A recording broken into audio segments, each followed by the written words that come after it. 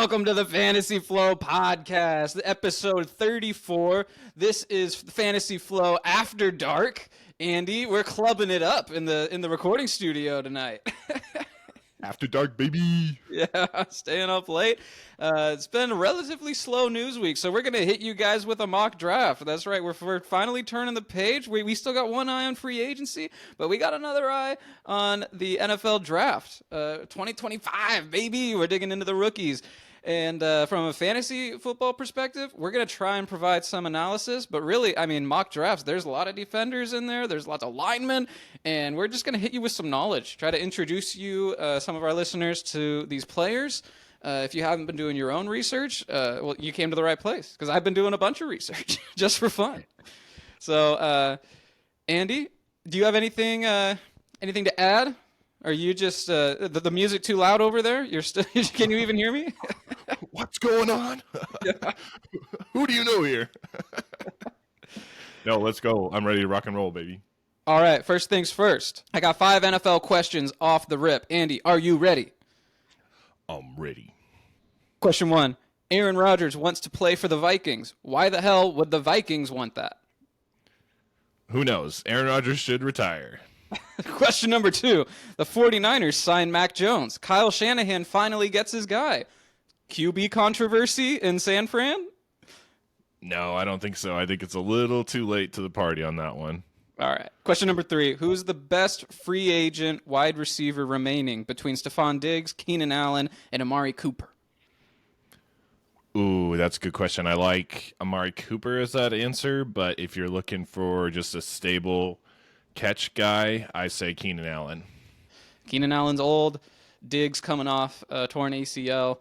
Amari Cooper, he makes a lot of sense to me. He makes a lot of sense. But I agree. Question number 4. Alvin Kamara, Aaron Jones, and James Conner will all be 30 years old this season. Do they all have at least one more good year left in them? Oh, James Conner for sure. I mean, we've his track record provides enough evidence for me. Alvin Kamara, it seems like Alvin Kamara should be like 40 years old. It's crazy that he's only 30. So he's on my dynasty team. Shut up. Yeah, Okay. yeah. He seems a lot older than 30. Nah, so, he's 29. He's turning 30 shortly. Wow. I'm gonna go James Conner on this one. The rest, maybe. Okay. Question number 5. True or false? Both Cam Ward and Shedeur Sanders will be drafted in the top 3. Oh, yes, true. Correct. All right, we made it through. All right. That was a ton of fun. I say correct because, spoiler alert, that's what I got for my mock draft. Oh. But which teams are they going to? Stay tuned. Okay, that's a tease. Ooh. It's coming around the corner. But we got to talk NFL news first. This is kind of a slow. Last time we saw you guys, it was well over a week ago. I thought we'd have a lot more news to talk about. We do have some news though, courtesy of our own Seattle Seahawks. They signed Cooper Kupp. Andy, how about that? Let's go! Oh man! Not only was it a position of need for the Seahawks, and not only is Cooper Kupp an absolute dog, who is a Super Bowl MVP, Triple Crown winner. We also went to school with him at Eastern Washington University. We saw him in person for every home game for multiple years. We saw him dominate. He has a soft spot in our hearts, soft spot in the heart of the Fantasy Flow. And now he plays for our Seattle Seahawks. So, yeah, I think we can just go ahead and put him in the Seahawks Ring of Honor. I don't see why we need to wait any longer. What do you think, Andy? Oh, that's a good pun. I like that one. Yeah, I'm just hoping for double-digit games. If we can get him for 10, 11 games in the season, I'm happy with it. I know he's going to be hurt. We all know he's going to get hurt. But, man, to have that voice, to have that knowledge in the locker room with, like, pretty much an entire refresh of the wide receiver room, I'm about it. And if you heard his press conference, you would be about it too, because he is all about coming in, establishing a culture just within that wide receiver room, and that is definitely going to trickle down across the entire team. I love that. Yeah, like neck up, the dude's the best receiver in the league. It's just It is a little concerning. He's on the wrong side of 30. We've seen some decline in his athletic burst. His he's missed a lot of games here and there. So there is reason to be worried. We saw the contract; it was 3 years, 45 million, so 15 million a year. The details of the contract still haven't come out. We don't know how much is guaranteed or anything like that. But I mean, I don't know. I hope he gets all 45 million, and I hope he really produces for Seattle because they're going to need him with the departure of Tyler Lockett and DK Metcalf. This was very cool for a lot of Seahawks fans whose hearts were hurting.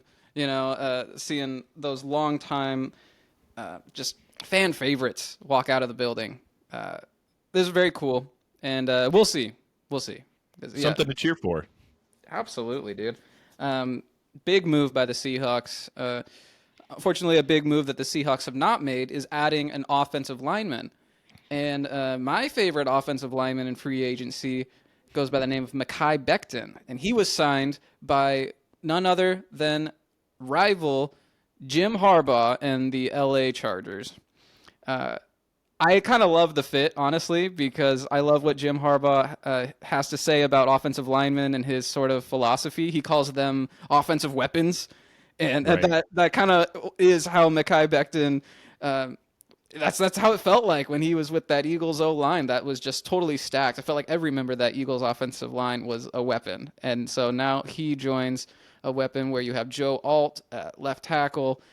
You got another, I forget the name right now, but they have a great right tackle as well. So just adding Mekhi Becton, who's just a massive, massive dude, right in the middle of that line. I assume he's going to continue to play guard, where he had a ton of success in Philly. Big addition for them. That's great for Najee Harris. That's great for Justin Herbert.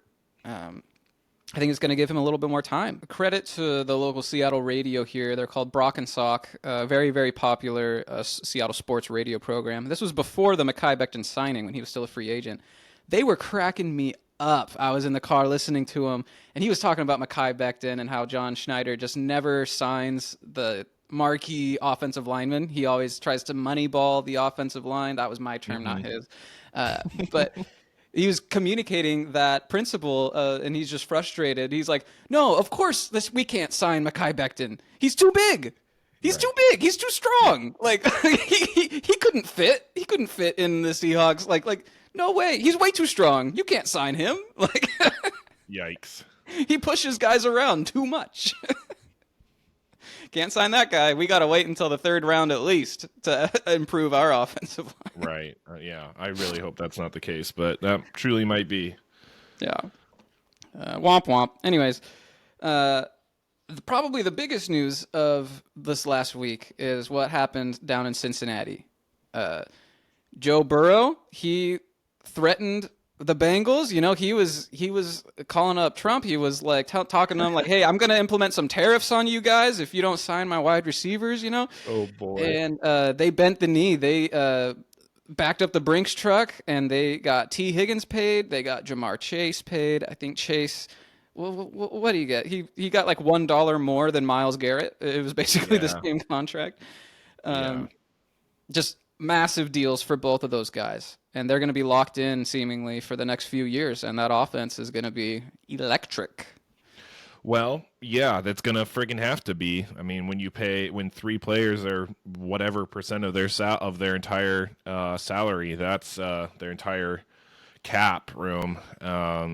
Yeah, they're gonna have to score a lot of points. Good for fantasy, good for entertainment purposes, but Heck man, yeah. they are not gonna make the playoffs anytime soon. What a statement. Yeah, I saw a lot of that. I saw that sentiment out there, and I reveled in the Bengals' downfall last year, honestly. I don't know, for whatever reason. Maybe it's because I root for the Ravens. That's like my pet team, that I'm kind of down on the Bengals. But when they made this move, I was frustrated because that's like the right move. I don't know. Like to me, I'd be very excited if I was a Bengals fan. I know it's gonna restrict them with the salary cap, but I kind of don't really believe in the salary cap anyway. So just seeing a good team re-sign their good players, Makes a lot of sense to me. And like there was so much hate online, and whether it's hate or just fun memes, like, there's a lot of that sentiment though, Andy, of like, well, their defense is going to be bad now. They don't have enough money to fix the rest of the team. And I don't know, like if they let Jamar Chase walk or T. Higgins walk, like we'd all be killing him for that. So Yeah, we'd be that's calling them true. cheap, and we'd be Yes. saying, "Oh, the downfall of the Bengals." So it's like, I don't know. People are gonna hate, and like Yeah. that's kind of my take on it. No, that's a good point. I would much rather have them stay on the team than not. I think the track record shows for itself that a team like the Eagles with Howie Roseman, they know how to fix their weaknesses in the draft and do it as cheaply as possible. We have not seen that with Cincinnati. So, yes, that was the right thing to do, but do we have faith that they're going to make other right choices when it comes to the draft, when it comes to developing players, when it comes to defensive schemes? Right. No. Right. So yeah, Trey Harris, Trey, no, Trey not Trey Trey Harris. That's a Hendrickson. rookie. I got rookies on the brain. Yeah, Trey Hendrickson led the league in sacks last year, and he's asking for a new contract too. So maybe he's next up, or maybe maybe their pockets are empty and they're like, I don't know, got nothing for you, dude. Yeah, yeah. Good for Cincinnati. Good for fantasy. Good for watching. I mean, Yeah. all around, it's good for us for the fans. But I'm glad I'm not cheering them on. Is what I can say. So we thought there would be a little bit more news to talk about. The reason that there's not is because we got Aaron Rodgers, Russell Wilson, and to an extent, Kirk Cousins are all still out there just hanging out. Don't really they're in limbo still, and this is dragged on a while, and especially in the case of Aaron Rodgers, could drag on for a lot longer. So I don't know, Andy. What's the takeaway with this? Teams are just out on these guys. I think the whole on the Kirk Cousins side, I think he got his $10 million roster bonus, which is kind of shocking. I think Falcons are looking at the draft and they're seeing what teams miss out on a quarterback that maybe they could float Kirk Cousins to afterwards. But when it comes to Aaron Rodgers, I think he's out of the league at this point. I don't know why you would try to sign a guy like that. And then Russ, he'll find a spot. He'll be a backup, and it might be even after the draft, but he'll find a spot. I'm not too worried about that. Yeah, I feel like Russell Wilson's going to sign pretty soon. There's a lot of To the teams out Giants? there. Maybe the Giants. Maybe he'll go back to the Steelers. I got kind of a nugget. There was an interview that someone did with Myles Garrett, and they were asking him, you said that you were out. You wanted to leave Cleveland. And then what changed, besides just offering you all these millions of dollars? And he said that he had a conversation with the powers that be, the higher ups in Cleveland. They had a conversation about what the near future would look like for the team. And he pretty much implied that the Browns have a plan in place to bring in a guy at quarterback. Mm. And the interviewer was like, "Oh, okay." And that plan like did it for you? And he goes, "Yeah. Yeah." So Myles Garrett's very excited for whatever quarterback he thinks the Browns think that they're about to bring in.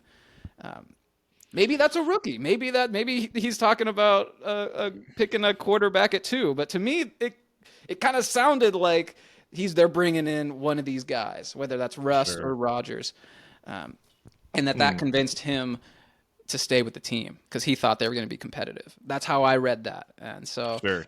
Sure. yeah, that's kind of my hunch with the Browns. And then I just had a thought today. A great landing spot for Kirk Cousins, who, again, is still under contract with the Falcons, but they're not going to start him. They're going to start Michael Penix Jr. A great landing spot for him could be the Tennessee Titans. And the Titans, they could still take a quarterback at 1 and start Kirk until, just give that number 1 rookie some time behind Kirk Cousins.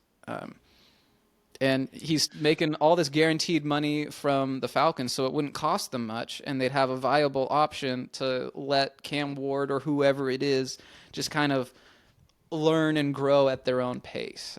What are your thoughts on Mm, that? yeah, I think they would run into the same. Initially, I liked that idea, and then I'm thinking, wouldn't the same kind of problem just happen with what Atlanta did? Is they have this guy that is for sure going to be the starter, and then the minute he starts to suck, they start calling for the other guy's name. I think if Yeah. he's going somewhere, he's like a Geno Smith type of situation where he's a bridge quarterback. Maybe the Saints, maybe gosh, I don't know. Maybe the Steelers try to go get him. I don't know. I don't see him, Yeah. and he has a no It's trade tough. clause, so they have to ask him if he wants to go to this place. That's true. Yeah, I didn't even think about that. So I assume he would be down to go anywhere where he would start, but I don't know. Could be wrong. Right, right. All right. Well, I think that's all the news for this cycle between now and next episode, at least. So let's go ahead and we're going to jump into a mock draft. And we're using PFF's mock draft simulator for this. Couple things first off the jump. This mock draft, it's kind of a combination of like what I think's going to happen and what I would do if I was the team. Um, I pretty much just looked at the teams and looked at the players, and one by one, I just sort of played matchmaker. But I also took into account like guys that I don't necessarily love, but are like kind of consensus first round picks at this point in the process. I included those guys too, even though I might not Sure. necessarily like them. So we'll talk about those players as they come up because I love a lot of these players. Some of them I do not think like if it was up to me wouldn't be first round picks, but yeah, like I said, we'll get into it. Um, Another super interesting note that I came across today. Andy, did you know that this is the first year ever that all 32 NFL teams own their own first round pick? Ever? Well, the league's only had 32 teams going back to what, 98 or something like that. So, yeah, going back to since then when the league's had 32 teams in this current format, yeah, first time ever. Every team owns their own first round pick. No team has multiple firsts. No team has zero firsts, and they're even all in the same order. Like they're their Wow. own pick. You know, Yeah, yeah. Wow. That could change. I wouldn't it I could. wouldn't Yeah. yeah, I wouldn't be shocked if somebody tries to move up or move down, but that is actually a crazy stat. That is fascinating. All right, I'm gonna try and share my screen here so you guys can follow along. And again, this is the PFF mock draft simulator. Andy, how's that looking for the viewers at home? Looks great to me. Yeah. All right. So first up, Tennessee Titans. Uh, They need a quarterback. We're going to give him Cam Ward. Not a whole lot to add. I think he's great. I think that's the only thing that we can really add, right, to the dialogue is our own opinions.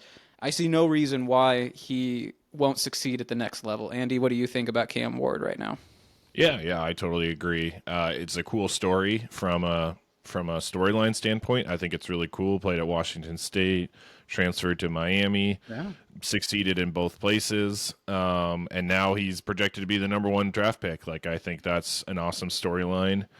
And the only other position they have to go quarterback. There's no way they trust their quarterback room right now, unless they go get a veteran like we talked about. So in the meantime, yes, this is the right move. The only other person I could see is Abdul Carter, defensive end from Penn State. Yeah. I get that too. I love Abdul Carter, and I anticipate the Cleveland Browns to add one of those big name free agent quarterbacks that we were talking about. I could also see them kind of posturing and trying to convince another team, oh, we're going to take a quarterback unless you trade up with us. Mm, In the end of the day, I think Abdul Carter is a Brown, and you got Abdul Carter and Garrett coming off Miles of both Garrett. ends. Yep. Yeah. So I'm sending Wow. Abdul Carter to the Browns. And the Giants, New York Giants, they're going to get their guy in Shador Sanders. Sanders wants to be a Giant. His daddy wants him to be a Giant. And I think Giants fans are really looking forward to a fresh start and a bright future at the quarterback position. And at least, April 2025, when this pick is made, New York Giants and their fans are going to be absolutely full of hope. And that's just a beautiful thing. I love giving that to them. And like I said, maybe the Giants and the Browns need to swap. They need to do a little swap ski. I don't know. Just to make sure that the Giants get their guy. Yeah, I wonder. I mean, I don't even know who the Giants quarterback is as it sits right now. It's a great question, dude. I don't know. Yeah, yeah. Maybe Tommy DeVito. Tommy, yeah, that's the only one right now. I'm looking at the depth chart. That's the only starter, or that's the only quarterback they have on their team. So that's a pretty clear indication that that's the direction they're going. Yeah. My only counter argument for the Giants are Travis Hunter. Yeah, he's going to be the next pick off the board here to the Patriots. But I had a couple more notes. For the Browns and Abdul Carter, it's kind of ironic. They're hoping he is going to become the next Myles Garrett. So, like, you could argue it's redundant. I think that it's a great strategy to kind of double down on what's already a strength and just let that become the identity of your team. But, yeah, like Abdul Carter, I love his film. I think he's a great player, worthy of top 5, all this. But, man, yeah, like, he's either going to become the next, like, Micah Parsons, or he's gonna become the next like Jadeveon Clowney. Like, Sure. not that they're a great physical comp, but like we've seen pass rushers get taken this high and just be kind of okay. So, Yep. yeah, Yep. it's not a 100% surefire like home run. Like most people will tell you it is, but it's really not. And these quarterbacks. Especially with Shedeur Sanders, same thing. Like, I like Shedeur Sanders. I think he did a lot of great things in Colorado. I think the quality that I like most about Shedeur Sanders, besides his accuracy, is his toughness. Like, we'll get into it more when we do, like, fantasy-specific breakdowns of these rookies, but he took so many hits. Like, he hung in the pocket, and he fired it at the last second on a lot of these highlights. The camera pans away. You don't always see it, but he takes shots. And, by the way, he led college football in sacks both of the last 2 years. So he's incredibly tough.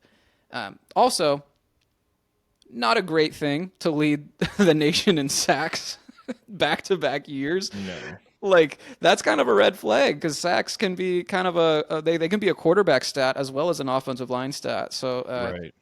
He's holding onto the ball too long. He's not being decisive enough at times, kind of scrambling around trying to do too much. With the Giants and their situation and the hype around Shedeur Sanders, I kind of compare it to like Lonzo Ball in the NBA with the Lakers. That it was like he's a celebrity. They have this positional need, and with all the hype, it's kind of like they had to take him there.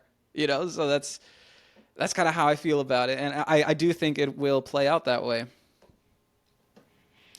Yeah, I agree. I think it will play out. I think it's kind of, I'm forced to do this. My job is on the line when it comes to the head coach and the GM. I've spoken about this before. I think we have to do this to try to save our jobs, to try to save the team, the organization, everything. He's a star. It's going to bring in a lot of hype. It's going to bring in a lot of ticket sales, et cetera, et cetera.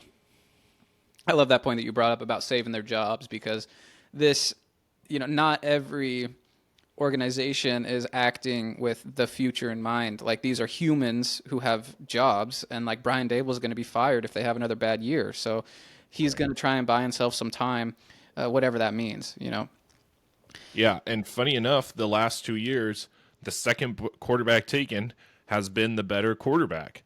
So if patterns continue on, Shedeur should come out firing better than Cam Ward. I don't think that will be the case, but we've also said that 2 years in a row. You're absolutely right. Yeah, no, I that is a very fun stat to track. Last 3 years, both of the number 1 pick and the number 2 pick were the same position, and the number 2 pick has way outperformed the number 1 pick. Right, right. So, yeah, very interesting. Back to the mock draft.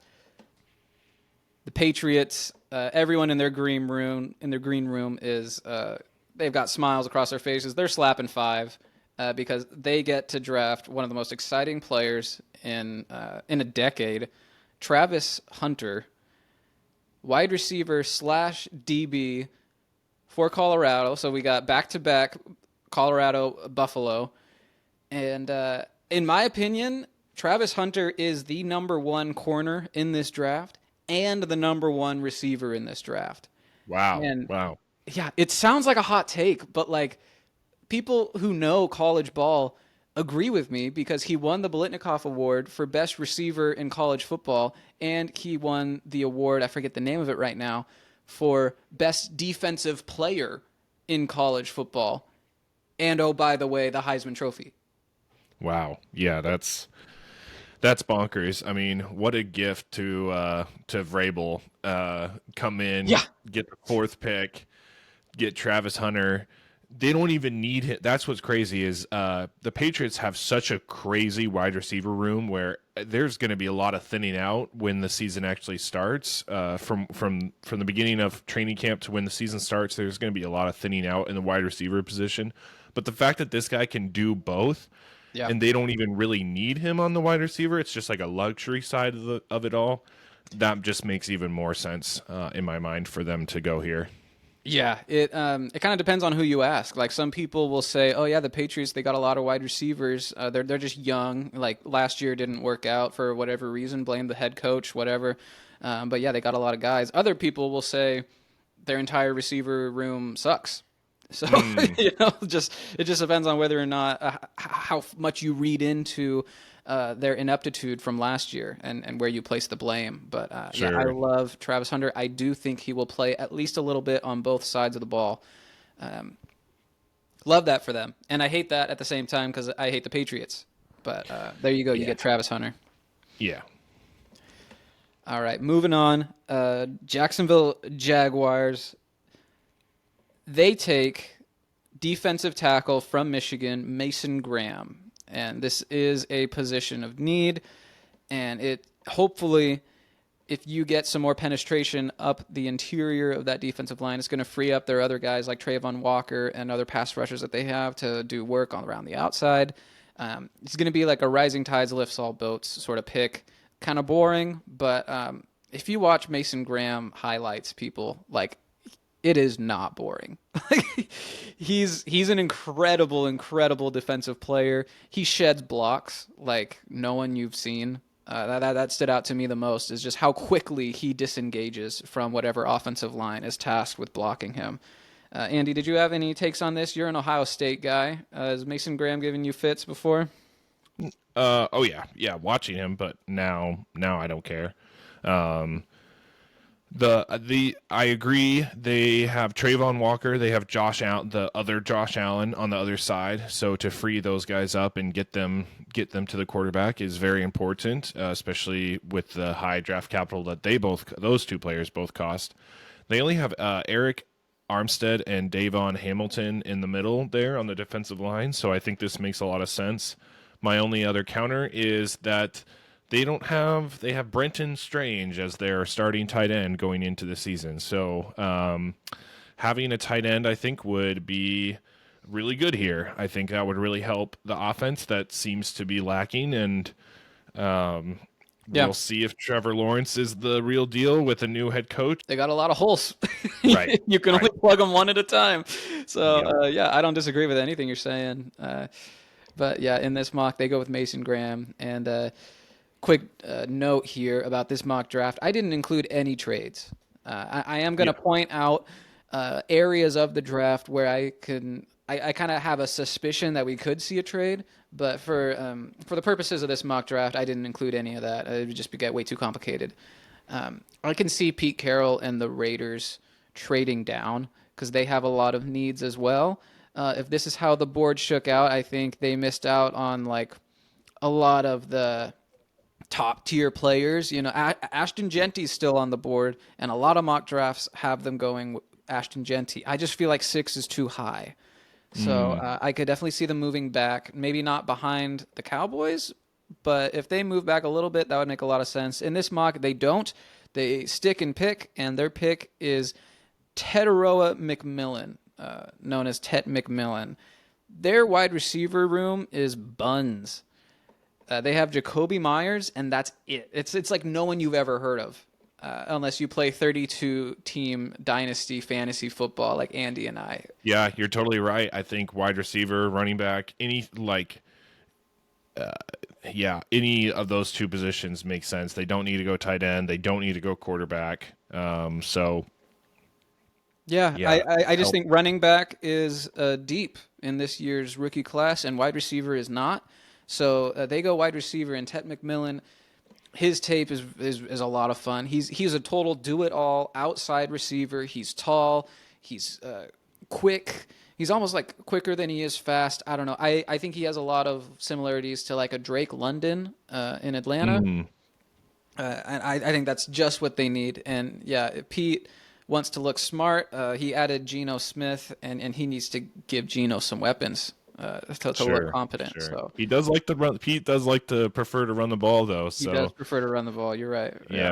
yeah, yeah. But either way, I don't. I think it's a success either way on that situation.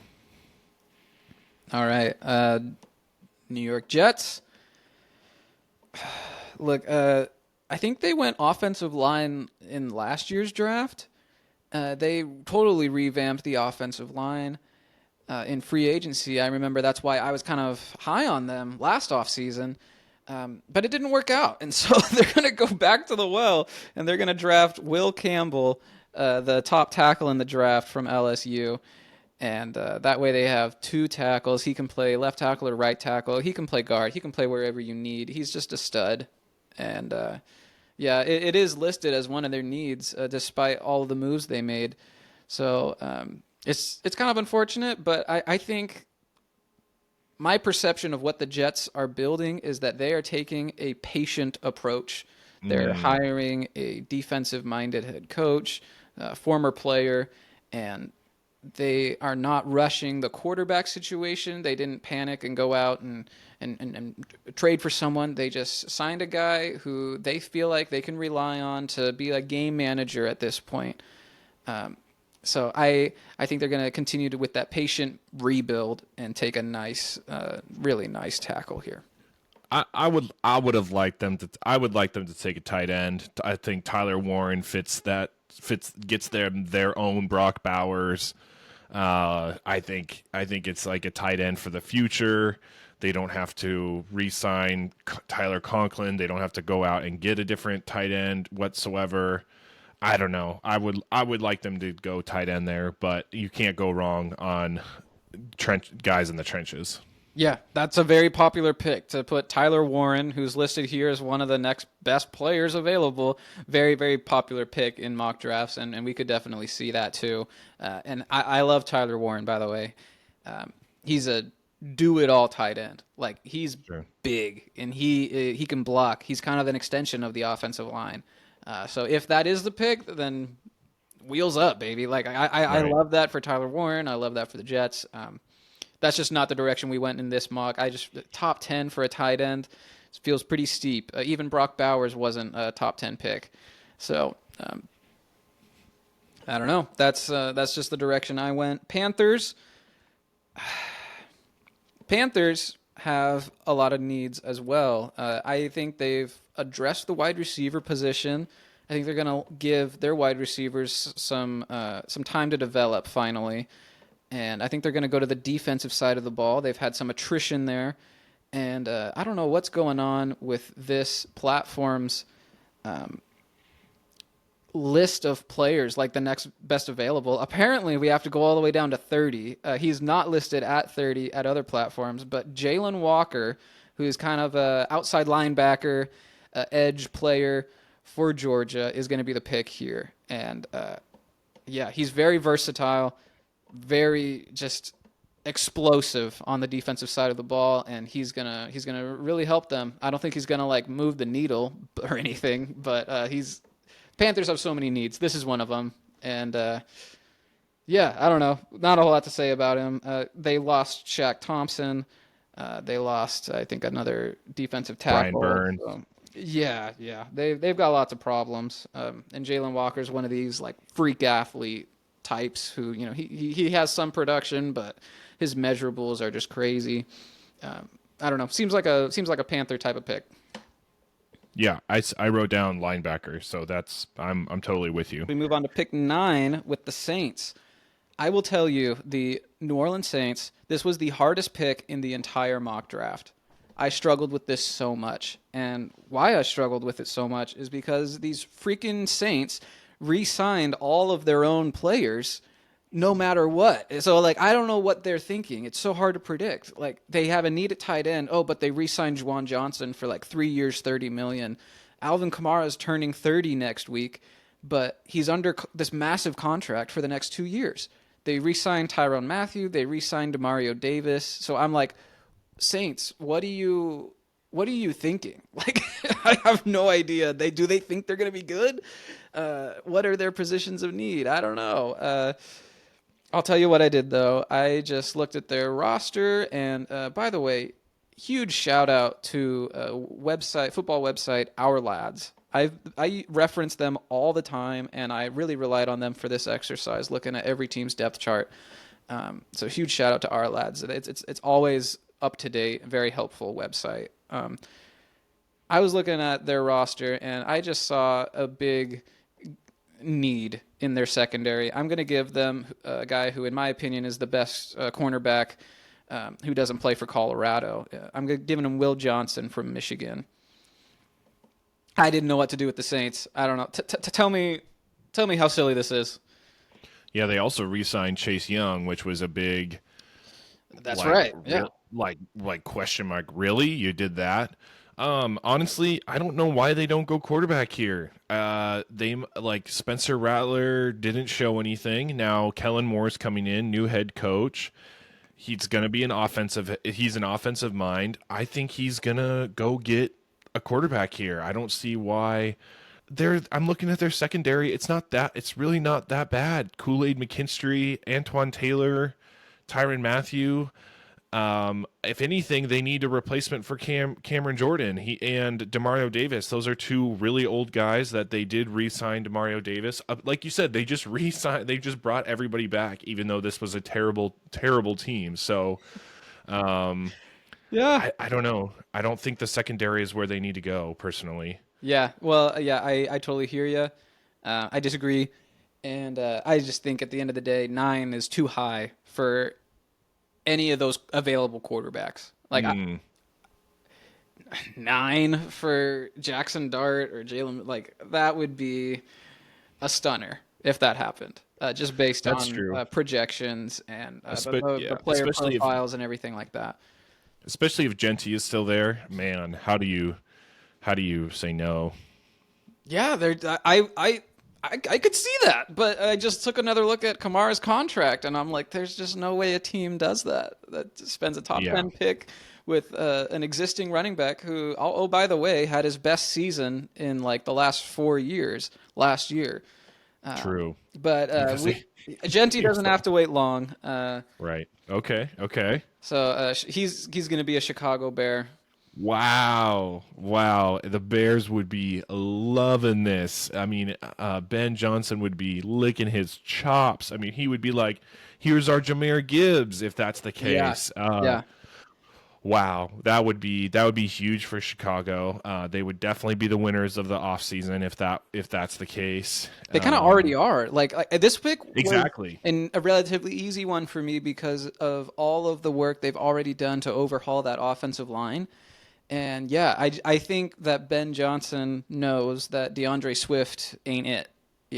Yeah. So we all know that. So their defense is solid. They went and got a bunch of great names on the defensive line, which they didn't need to do. They already. I have a lot invested in the Chicago defense for some reason. Don't ask me why, but I do. They already had a lot of young talent coming up on their defensive line, and then they went and signed a bunch of people. Yeah. Their secondary is probably the best, like overall, like between them, the Eagles, maybe a handful of other teams, but they have a lot of talent on their secondary, and then their linebackers with Tremaine Edmonds. I mean, that's all you need to say. So, like, they have to go offense, in my opinion, and to go wide receiver would be really crazy to go back to back years of wide receiver, and their running back group is trash. So yes, this makes the most sense. Yeah, to me they just seem like a team that has already made so many moves this offseason. They can afford to take kind of a luxury pick. I mean, it is a position of need, but like also it's just fun. So Yeah, I, yeah, I love that for them. We're already at like 40 minutes, and we're a third of the way through this mock draft. So we're gonna kind of speed up the pace a little bit, and we can sure, slow sure. down when we get to some interesting picks. The 49ers at 11. Holy cow! They've lost so many players on offense, on defense, mostly on defense. Um, it's just a bummer of a situation. It is what it is. They have to pay Brock Purdy, and they can only fill those holes one at a time. And so I think with this pick, they go best defensive player available, and that's Jahdae Barron. He's another great corner. A lot of people have him ahead of Will Johnson. Um, yeah, I don't know. It's a That's it. passing league, so they just take the best corner available. Next, Cowboys. They wanted Genty. They didn't get Genty. So they just throw their hands up and they go back to doing what they always do, which is draft a really, really good offensive lineman in Armand Membu. And so that's going to be one of their tackles for the next 10 years. Yeah, got to replace Zach Martin, so makes sense to me. Right on. All right. Miami Dolphins. I This don't know what to do. Yeah. this is where the buck stops for Tyler Warren. Oh, wow. Okay. Okay. They kind of unlocked something last year with Jonnu Smith. Just Yeah. imagine if all those Jonnu Smith targets were going to Tyler Warren and not Jonnu Smith. I think that'd be a ton of fun. I think he would really succeed right away in that system, and then the more he succeeds, the more sort of attention he draws away from your dynamic duo at receiver, Tyreek Hill, Jalen Waddle. Like that's a fun offense right there. Sure. Sure. They did lose Javon Holland in free agency, so I could see them going like a safety here. But yeah, that makes sense. I love that. That would be a lot of fun. And the Colts, no team needs a tight end more than the Colts. So That's they're punching the air right now. yeah. Just a real bummer for them. But fortunately, this draft has two really good tight ends. Not according to this player rankings. I'm scrolling way down to find him, but like Daniel Jeremiah has two tight ends in his top 10. Lots of other well-respected guys have two tight ends with a first-round grade. The other one is Colston Loveland out of Michigan, and Nice. that's who they Nice. go with. I don't love Colston Loveland. There's a big difference between those two guys. I would describe Tyler Warren as like kind of like a junior George Kittle, where like he's well-rounded, he's thick, he's strong, he will do anything that's asked of him, and he even has a highlight where he was the center and he snapped the ball, and then he ran a route, and then he caught a 40-yard touchdown pass. Wow. Like, Wow. just unreal. Like he's not Brock Bowers, but he's really good, and he can do everything. Colston Loveland, he's more of like an Evan Ingram. He is a great route runner. He knows how to find the open space and zone. He catches everything, but he doesn't really have that like crazy gene. He's not like some people say he doesn't have that dog. Like he just doesn't break tackles. He's not going to throw his body, aggressively in the blocking game. He's not a do-it-all tight end. He's kind of an Evan Ingram. He's kind of a finesse tight end. At Michigan, he led the team in receiving like half the time. Like and Michigan just loves to run the ball, so that was definitely partly scheme, but it was also personnel because Loveland's great at that. So, yeah, a nice receiving target for Anthony Richardson. See what they can salvage there if they can finally put that together. I don't know. I mean, I would have loved to put Tyler Warren on the Colts, but that's just not how it shook out. No, I don't think Tyler Warren makes it to the Colts. No matter Yeah. where he goes, I don't think he makes it to them. So this seems more realistic, and that's a position of need for them for sure. So it makes the most sense. All right, so we slowed down there to talk about some fantasy relevant players. We had 2 tight ends back to back, Tyler Warren, Colston Loveland. I want to slow down here because we have 3 picks of the same position in a row. And no, it's not fantasy relevant, but it is my favorite position to talk about, or one of my favorite positions to talk about, and that is edge rusher. So the Atlanta Falcons are going to start this run on edge rushers by drafting Mike Green out of Marshall. They desperately need help in the pass rush game. And Mike Green, boy, when I first heard that Mike Green, who, by the way, dumb name, goes to Marshall, irrelevant school, is a first rounder, I'm suspicious. Like I'm skeptical. I check it out, and they're like, oh, well, he led the nation in sacks. He had 17 sacks last season. I love that. I love production. You know, if we're talking measurables versus production, I would prefer production. Maybe that's my bias. Most front offices, you got to sort of blend those together when you're evaluating prospects. But, man, Mike Green, his tape is incredible. He has 17 sacks, led the nation, and there's a different level of competition when it comes to Marshall. But last year they did play Virginia Tech. He had 2 sacks. They also played Ohio State, and he had 1 sack in that game. So I've seen enough. I mean, we just talked about how we're the biggest Cooper Kupp fans, and when he went and he played Oregon, he dropped 200 receiving yards on him. So it's like, it's a small sample size, but at some point you just got to throw your hands up and say, okay, maybe he's the best. Maybe maybe he just rocks, so really good. Yeah, I think Mike Green's really good. I've come all the way around, and I'm giving him to the Falcons there. He's a consensus first round pick at this point. Another player who is a consensus first round pick at this point, I'm going to give to the Arizona Cardinals, the Seahawks division rival. I'm going to scroll down here, go with Jamar Stewart out of Texas A&M. He's not a household name unless you really watch the Combine, because he absolutely blew up the Combine. Everyone expected him to blow up the Combine, and he did. He is just an absolute physical freak athlete. He full-time edge rusher for Texas A&M, and in 2024 he had 2 sacks, which did not lead the nation. This guy is bad at football. He's a consensus first round pick, and he cannot play football. Not right now. Like every NFL GM sees him and his measurables and what he did at the Combine and everything like this, and they think, oh, I can fix him. He's just a horrible idea that one of these GMs is going to fall for, and they're going to think they can fix him, and maybe they can, maybe they can't. I think they probably can't. I think he's bad, and I don't think he's really, this, part of it is just like an internal justice in me that's like, well, he hasn't earned it. Just by being big and fast, like you have to be good at football, sure. like Mike Green, So I don't know. That's kind of my rant on Jamar Stewart. He will go in the first round. That's why I included him in the first round. But yeah, just a total opposite of Mike Green. And then with the Bengals, they're going to take another edge in. Let's see, where is he? Michael Williams from Georgia.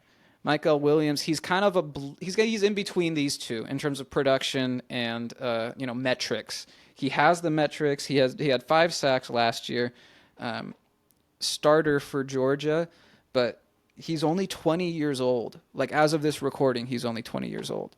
And by the way, same with Colston Loveland, that tight end from Michigan, only 20 years old today. So both of these guys, they have lots of room to improve.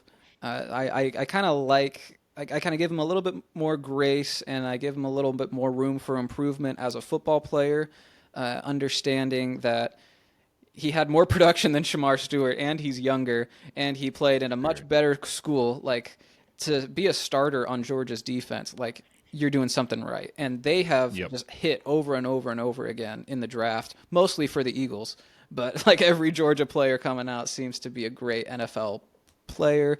So they get a nice edge rusher for that defense that we were just talking about how the Bengals can't afford. Well, they absolutely have to go defense in the first round, right? So Yes, 100%. all right. So those were 3 edge rushers. Hopefully you guys learned something about some defensive prospects. We're not going to stick with defense. And for the Seattle Seahawks here at pick 18, part of the reason for that is news that broke recently. Our best pass rusher, Uchenna Nwosu, he had this massive contract, and I was worried he might get cut or released, but they just worked out a renegotiated contract where he takes a $7 million pay cut, and in response, as part of the deal, the rest of his contract, almost all of it, becomes guaranteed.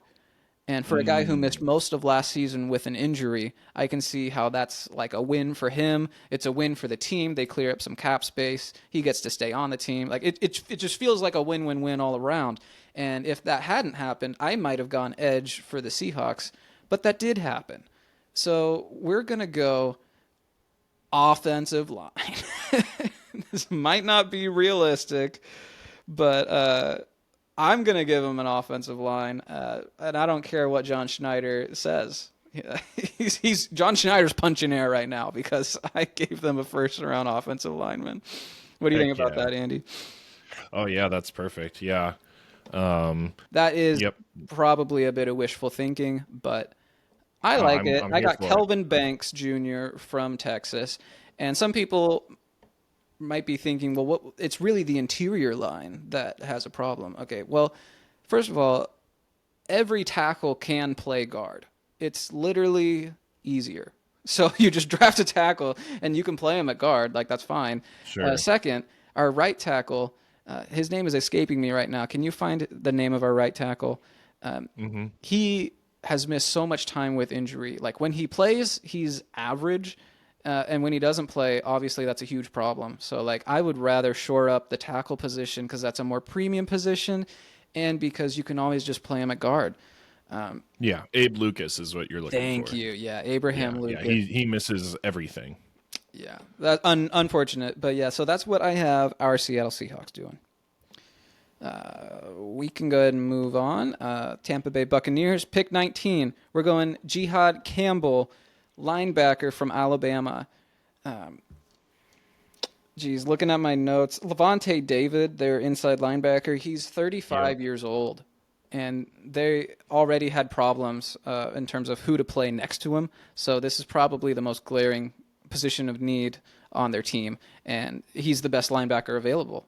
He's the best linebacker in the whole draft. We haven't really drafted like an inside linebacker yet, so that's kind of a no-brainer in my opinion. Oh, I agree. They have another somewhat older guy, Anthony Walker, next to Levante David, and then they went, and then Hassan Reddick went and signed there too. So it's just old guys all around on that starting linebacker team. Yeah, I love that injection of youth there. Denver Broncos. They are going to go running back. This is my second first-round running back. And in this mock draft, they are taking Omarion Hampton out of North Carolina. Andy, what do you know about Omarion Hampton? Can you give us your quick opinion? Yeah, I think he's the closest to Genty, but obviously Genty is miles ahead of the pack.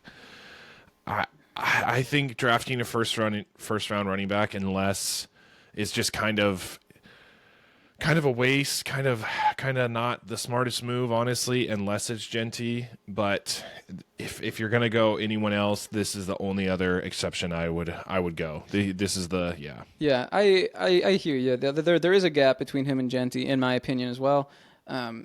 This is one of those players where I'm seeing him a lot in the first round. I think the Broncos have a huge need at running back, and I'm not doing a mock draft with trades. We were just not doing trades. So I just kind of played matchmaker here, took the best running back available, put him on a team that has a huge need at running back. I'm not even the biggest Omarion Hampton guy. I haven't really found many people who are with me on that. Everyone seems to agree that he's amazing. Mm, I think he is absolutely built for the NFL. His production at North Carolina is kind of undeniable, but I just see a lot of like straight line running, almost like he's running with his eyes closed, and he's just physicaling people, dragging defenders, and that's all really cool. But like, I have questions about that style. I have questions about how good he is. He doesn't have any wiggle, juke. Like I've never seen him hit someone with like a six spin move. Like he's just sure. not as crafty as some of the other running backs in this draft, and I think his play style he could miss a lot of games because of it. We'll see. I don't know. Sure. Sure. I just have my questions. I think he's definitely going to be like in the NFL for a long time, but I don't. First round's a little rich for me, but again, he's one of those guys that I'm seeing a lot in the first round, and the Broncos need a running back. So that's what we did there. Flipping the page, Steelers. 21. What do they take? Oh, yeah. Kenneth Grant. That's who I have the Steelers taking right there, shoring up the interior defensive line. Steelers have a lot of needs, too. I'm kind of assuming that they address quarterback in free agency. They take Kenneth Grant. He's a consensus first-round guy. He played next to, on that Michigan interior offensive line, he played right next to Mason Graham. That worries me a little bit. Lots of people who are smarter than me say that both of these guys are incredible. They're both first round talents, but like Mason Graham demanded a lot of attention, and I think it just really benefits people to play next to Mason Graham. Also, Mason Graham is 300 pounds. Jeez. Kenneth God. Grant, Kenneth Grant is 340 pounds. Like at some point, like how big is too big? Like, Yeah. maybe he'll be the exception. Maybe he'll be like the Vita Vea. But yeah, I don't know. A lot of those guys don't work out. Some of them do, and hopefully for Kenneth Grant, he's one of them. But yeah, if the Seahawks pick Kenneth Grant, I will be disappointed because that dude Oh, is that would be terrible. he's Go back to back defensive tackles. yeah, and he doesn't move like our last first round pick. Like Yeah. he's a rotund. He's a rotund human. Sure. All right, Chargers. I have them going wide receiver here, and it Yep. is Me too. not Luther Burden. It is Emeka Egbuka from Ohio State. Oh my gosh, that would be so cool for the Chargers. Yeah. I think this would allow Lad McConkey to play a little more outside. I think Emeka Egbuka is a starter in the slot, gives Herbert another option. We just talked about how they addressed offensive line and free agency, adding a stellar guard. Yeah, it's a match made in heaven, honestly. And I know he's one of your Ohio State guys, so talk to me about Emeka Egbuka. Yeah, no, I mean, super fun to watch. He's used to being the number two, so I think that fits perfectly there. They don't really they I mean I know Mike Williams isn't going to be there for the long haul, but they do have a Mike Williams, they have a Quentin Johnston. Those two kind of are the same players. Those so to have somebody smaller, used to the number two role, like under that kind of plays similar to Lad, I don't see why this wouldn't work. And they definitely need help in the wide receiver room when Ladd is your only guy.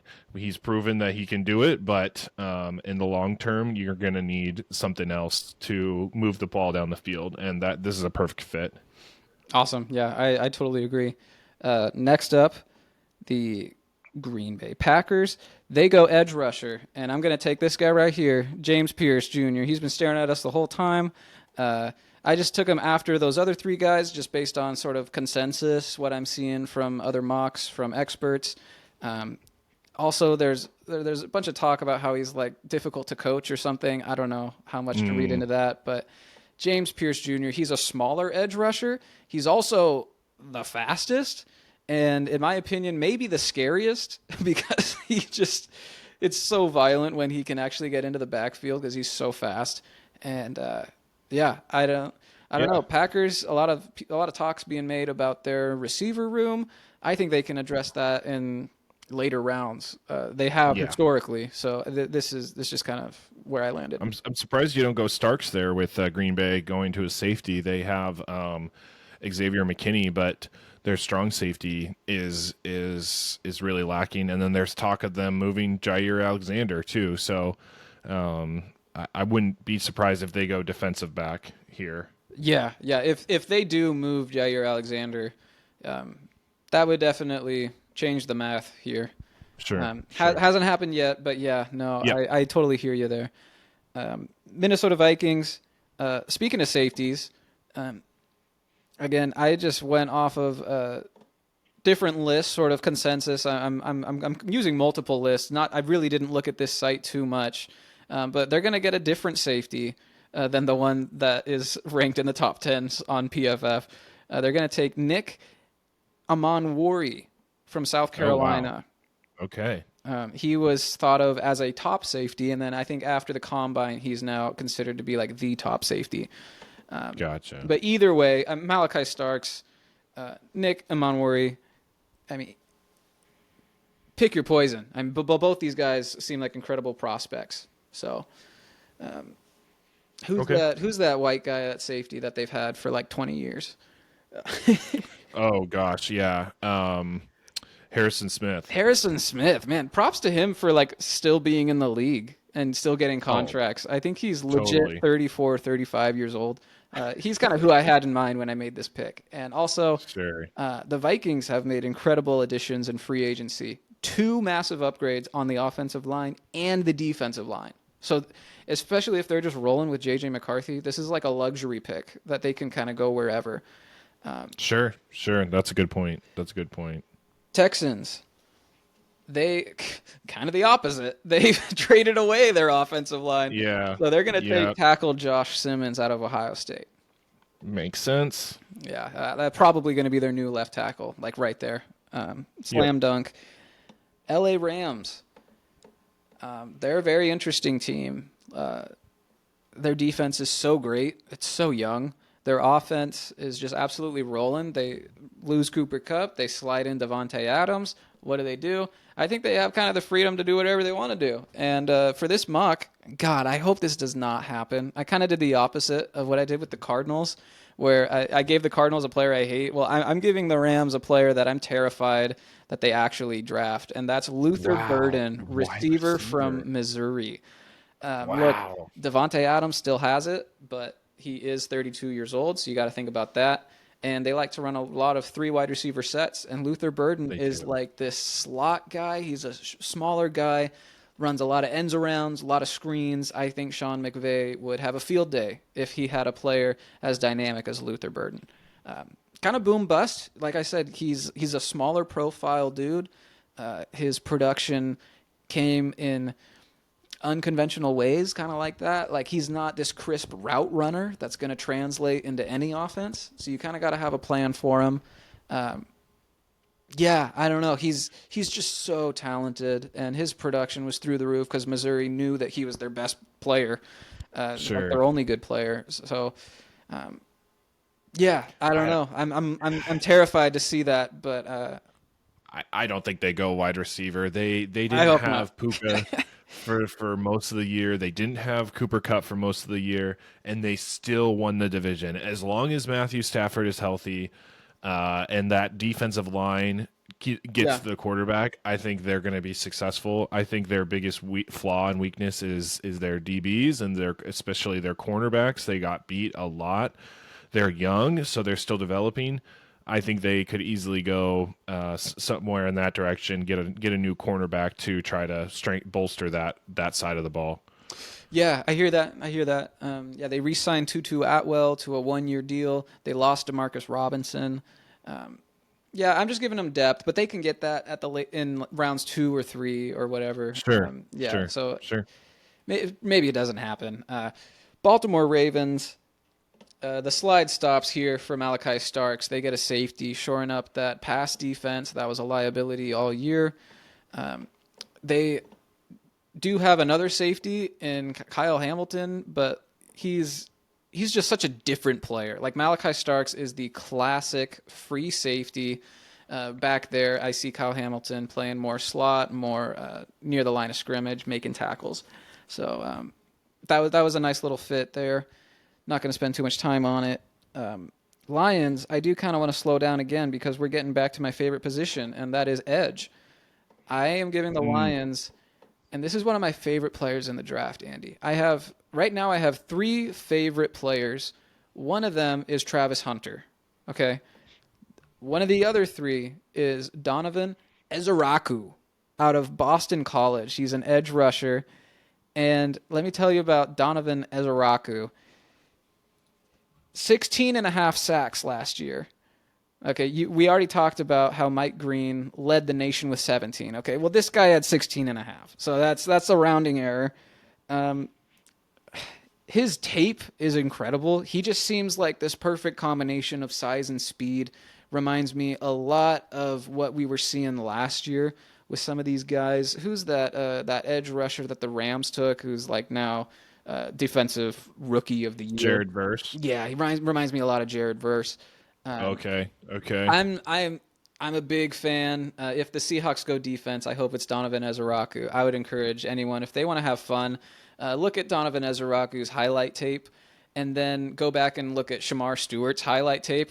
Shamar Stewart's highlight tape, he only has 2 sacks on the season, right? But he has highlight tape on YouTube, and it is hilarious. It's just highlights of him like almost tackling people. Oh my gosh. And then you go look at Yikes. like Mike Green or Donovan Ezeraku, and it's just a totally different story. A clear difference. Yeah. A lot of mock drafts don't even have him in the first round. Now he's kind of starting to get like back end of the first round hype. So I felt like I had the freedom there to throw him in there, and the Lions have a need at edge rusher. Clearly, Aiden Hutchinson went down, and that was a weakness on the team. Sure. All right. Last 4 picks. I'm going to lump these all together, not just because we're running long, but because these are all just boring, unsexy picks for some of the sexier teams that we've seen. Let's see. Commanders, I gave them help in the interior offensive line with Tyler Booker. Nice. From, there it is, Alabama. I don't know why it's so far down in this rankings. That's probably the most common pick I see for the Seahawks at 18. Okay. I have him here at 29. Bills, they take defensive tackle Walter Nolan, shoring up some run defense. Yep. Chiefs, interior offensive line again. They take this kid that everyone's talking about at a North Dakota State University, Gray Zabel. He plays tackle for them, but everyone's talking about how he's one of the best guards in the draft because tackles can play guard. Nice. And then the Eagles, last pick here, we're going offensive line again because they've had attrition on both lines. And like the Eagles, it's just everyone talks about it. We don't need to talk about it, but like their roster's so good. They've lost so many players to like retirement, to free agency, and you go and you look up their roster on Our Lads, and it's still so good. Like they don't have to take anyone. No, they don't. I took this opportunity to give a huge shout out to my third player that I consider my favorite one of my favorites in the draft. His name is Donovan Jackson. Tackle / guard for the Ohio State. I just want to talk about Donovan Jackson real quick. He was the right guard for Ohio State all year. And then halfway through the draft, I'm going to stop sharing right here. Boop. All right, we're back. Okay, so yeah, Donovan Jackson from Ohio State. He was the right guard, and then halfway through the year, Ohio State, national championship contender, their right tackle gets hurt, gone, out for the year, and then they slide Donovan Jackson out to tackle. So he does the inverse of what we just talked about, where like tackles can play guard. Well, this is a guard who slid out to right tackle to backfill, and their offensive line didn't skip a beat. He played right tackle for the rest of the year, and they won a national championship. So like that guy's a stud. I like that Let's a lot. go. Yeah, so I love him for the Seahawks. If he can slide all the way to pick 50, Seahawks get him in the second round or something like that, that would be, Heck yeah. oh, that'd be perfect because that's exactly what we need. We need a guard who can slide out when Abe Lucas gets hurt, you know? Right. Right. Yeah, a versatile offensive lineman. It's Yeah. those two words don't often mix are said together. So Yeah, I love that proven versatility. That's very yes, cool. And he has the I don't know, do they get championship rings? He has a championship ring to prove it from college. yeah, yeah. I think they do. Yeah. So, anyways, that was my mock draft. I know we talked a lot about edge rusher and offensive line and stuff like that, but future episodes we're gonna break down from a fantasy angle all the wide receivers and running backs. There's so many running backs that are great. A lot of other players that aren't, but we'll talk about those other quarterbacks besides those top two. We'll talk about all the receivers that I left off. I left off Matthew Golden, who's getting a lot of hype right now out of Texas. I left off Ole Miss wide receiver Trey Harris, who is a personal favorite of mine. Yeah, sounds good to me, brother. Thank you for doing this. I had a blast. Yeah, I did too. All right, we'll see. I don't know if I get a bunch of picks right, you guys will hear about it, and if I don't, you won't. So Yeah. Yeah, tell us where if you're still listening to us, tell us where we went wrong. Tell us where you disagree. Oh, Love to hear please. you guys' Yeah, if you opinion. haven't already, drop a comment. I know I just totally dogged on your favorite player or omitted them completely. So, yeah, until next time. Okay, see y'all. Bye. Thanks a ton for making it to the end of the episode. You're a real one. Don't forget to like and subscribe. That's a free, easy way to support the show, and it really helps us out. And leave us your comments down below if you're on YouTube, or send in your questions at thefantasyflowpodcast@gmail.com. Until next time.